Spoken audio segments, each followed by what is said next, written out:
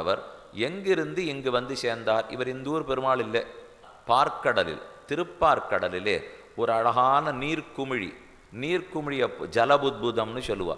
பார்க்கடலின் நீர்க்குமிழி போய் அதே பிரணவாகார விமானத்தோடு இன்னைக்கு இருக்கிற விமானத்தோடு சயன திருக்கோலத்தில் பெருமான் உருவானார். உருவான நாள்லே இருந்து பிரம்மாவனுடைய சத்தியலோகத்தில் தான் இருந்தார்.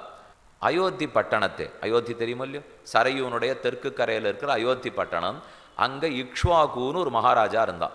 அவன் சூரியனுடைய வம்சத்தில் பிறந்தவன். சூரியன், அவன் பிள்ளை மனு, விவஸ்வான்னு சூரியனுக்கு பேர், அவனுடைய குமாரனுக்கு மனுன்னு பேர். மனு இக்ஷ்வாகவே பிரவீத், மனுவுக்கு இக்ஷ்வாகு பிறந்தார். இக்ஷ்வாகுவுக்கு சிறந்த சக்தி. அவர் அப்படியே பிரயாணமாக போய் பிரம்மாவை சத்தியலோகத்தில் சந்திச்சுட்டு வருவாராம். அப்படின்னா அவருக்கு எவ்வளோ சக்தி இருக்கணும்? நம்ம உலகத்துக்குள்ளே போகிறதே கட்டமாக இருக்குது. அவர் இங்கேருந்து புறப்பட்டு பிரம்மாவின் சத்தியலோகத்தளவு போகிறார். போகிறச்சே இந்த பெருமாள் அங்கே பார்த்துருக்கார்.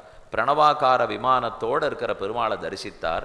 அப்போ அவர் பிரம்மாவிடத்தில் பிரார்த்திக்கிறார், இவர் இங்கே ரொம்ப நாள் இருந்துட்டார், எங்கள் உலகத்துக்கு கொடுமே, நீர் வச்சுன்னு இருக்கீரே, நம்ம லோகத்துக்குன்னா இன்னும் இவர் பயன்படுவார், உங்கள்கிட்டலாம் ஒரு குற்றம் குறை இல்லை, ஒரு தோஷம் இல்லை, இங்கே இருக்கிறத விட நிறைய தேவைப்படுற எங்களுக்கு அவரை கொடுக்கலாம் இல்லையோ, விட்டு கொடுமே அப்படின்னு காலை பிடிச்சின்னு கேட்டார். சரி, நல்ல ராஜா கேட்குறான், அழைச்சின்னு போ அப்படின்னு எடுத்து கொடுத்துட்டார்.